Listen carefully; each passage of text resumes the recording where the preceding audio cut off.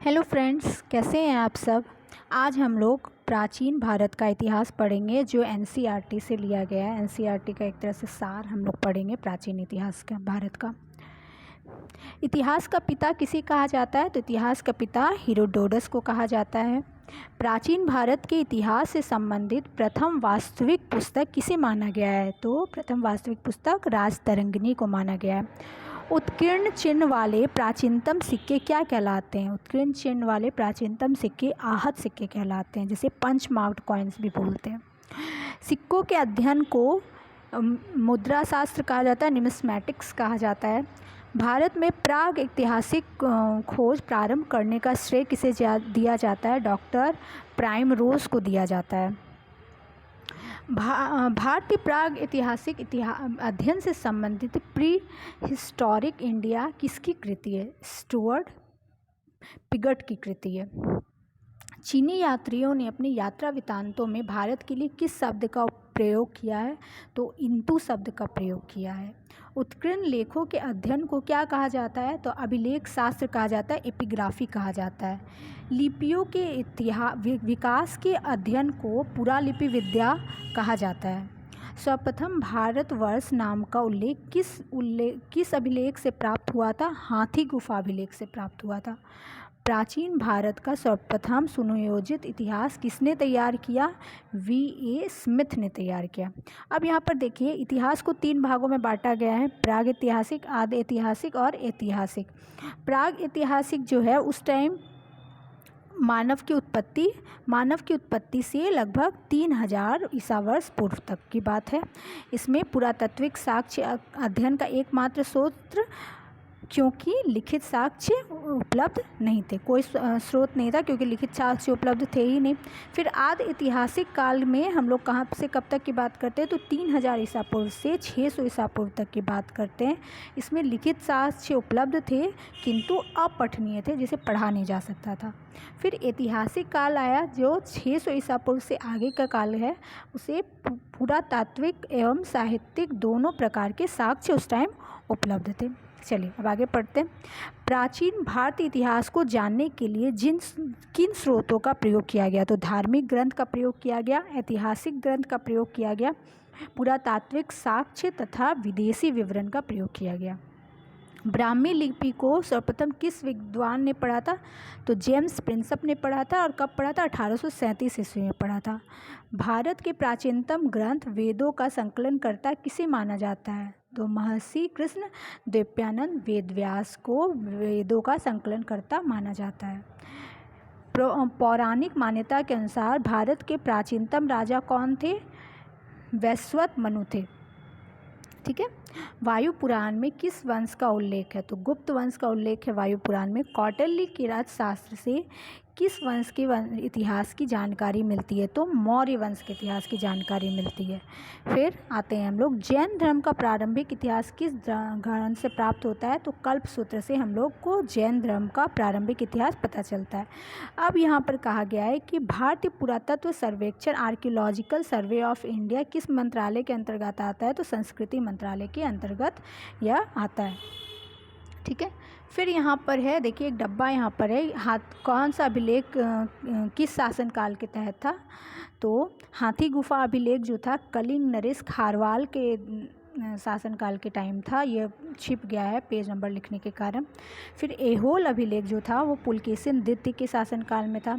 नासिक अभिलेख गौतमी बलश्री के शासनकाल में था। जूनागढ़ अभिलेख रुद्रदमन। प्रयाग स्तंभ अभिलेख समुद्रगुप्त। मंदसौर अभिलेख मालवा नरेश यशोवर्मन। ग्वालियर अभिलेख प्रतिहार नरेश भोज। देवपाड़ा अभिलेख बंगाल शासक विजयसेन। और भित्री व जूनागढ़ अभिलेख स्कंदगुप्त के शासनकाल में था। मत्स्य पुराण किस वंश से संबंधित है? तो मत्स्य पुराण जो था वो आर्द्र सातवाहन वंश से संबंधित है। विष्णु पुराण किस वंश से संबंधित ग्रंथ है? तो विष्णु पुराण मौर्य वंश से संबंधित है। खरगोष्ठी लिपि किस प्रकार लिखी जाती है? तो दाएं से बाएं लिखी जाती है। नारद स्मृति से किस वंश के विषय में जानकारी मिलती है? तो गुप्त वंश के विषय में जानकारी मिलती है हमें। स्मृति ग्रंथों में सबसे प्राचीन और प्रामाणिक पुस्तक कौन सी मानी जाती है? तो मनुस्मृति सबसे प्राचीनतम और प्रामाणिक मानी जाती है। शुंग काल का मानक ग्रंथ किसे कहा जाता है? तो मनुस्मृति को शुंग काल का मानक ग्रंथ कहा जाता है। स्त्री को पुरुष की अर्धांगिनी किस ग्रंथ में कहा गया है? तो शतपथ ब्राह्मण ग्रंथ में स्त्री को पुरुष की अर्धांगिनी कहा गया है। फिर यहाँ पर बोला गया है कि महाभारत का प्रारंभिक उल्लेख कहाँ मिलता है? तो अश्वालायन गृह सूत्र में महाभारत का प्रारंभिक उल्लेख मिलता है। भारत में इसमें प्रारंभ में इसमें मात्र 8,800 श्लोक थे और इसका नाम जय संहिता था, मगर कुछ समय पश्चात यह बढ़कर 24,000 श्लोक हो गया और इसका नाम क्या पड़ा? भारत पड़ा। भारत नाम से प्रसिद्ध हुआ। अंत में 1,00,000 श्लोक होने के कारण इसे सप्तसहस्री संहिता या महाभारत कहा जाने लगा। पुरालेख विद्या से क्या अभिप्राय है? तो शिलालेखों का अध्ययन को पुरालेख विद्या कहा जाता है। पुरावशेष का महानतम अन्वेषक किसे माना जाता है? तो डार्विन को माना जाता है। इब्न बतूता का यात्रा वृत्तांत किस नाम से प्रसिद्ध है? तो रेहला नाम से प्रसिद्ध है। हेनसांग ने किस विश्वविद्यालय में बौद्ध धर्म का अध्ययन किया था? नालंदा विश्वविद्यालय में उसने बौद्ध धर्म का अध्ययन किया था। बौद्ध स्तंभ लेख से किसकी जानकारी मिलती है? शुंग काल की जानकारी हमें बौद्ध स्तंभ लेख से मिलती है। हेनसांग ने अपनी यात्रा वृत्तांत का वर्णन किस पुस्तक में किया है? सीयू की में किया है। अरबी भाषा की पुस्तक किताब उल हिंद की रचना किसने की थी? अल बरूनी ने की थी। मोरक्को का यात्री इब्न बतूता जो था वो भारत में मोहम्मद बिन तुगलक के दरबार में आया था तथा तुगलक ने उसे दिल्ली का काजी भी नियुक्त किया था। मार्को पोलो द्वारा किस राज्य की यात्रा का उल्लेख मिलता है? पांड्य राज्य की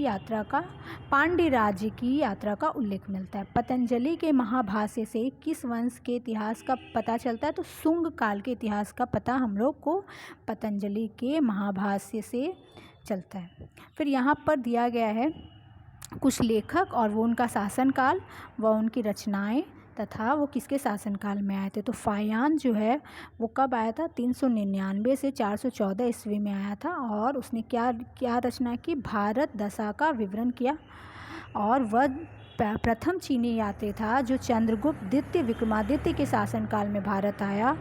उसने गुप्त काल में वस्तु विनिमय का माध्यम कौड़ियों तथा चंद्रगुप्त मौर्य के राजप्रासाद राजमहल को देव निर्मित बताया था। ठीक है।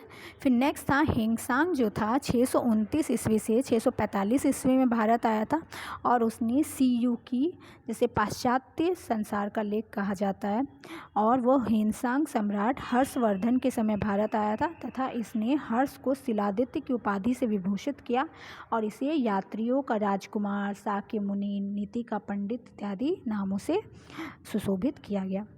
नेक्स्ट आता है इत्सिंग। इत्सिंग जो था वो 673 से 675 ईस्वी में भारत आया और उसने प्रसिद्ध बौद्ध भिक्षुओं की आत्मकथाएं लिखी और वो जो था चीनी बौद्ध यात्री को जो नालंदा विश्वविद्यालय में अध्ययनरत रहा है। ठीक है। फिर एक यहाँ पर दिया गया है कि सती प्रथा का प्रथम साक्ष्य 510 ईस्वी में भानुगुप्त के एरन अभिलेख से प्राप्त होता है। तो ये आपके एग्ज़ाम्स के कॉम्पिटिशन के एग्ज़ाम के लिए बहुत यूज़फुल रहेंगे क्योंकि ये एनसीईआरटी का सार है। तो आपको कैसा लगा बताइएगा और अच्छा लगा हो तो प्लीज़ लाइक कीजिएगा, चैनल को सब्सक्राइब कीजिएगा। Thank you so much.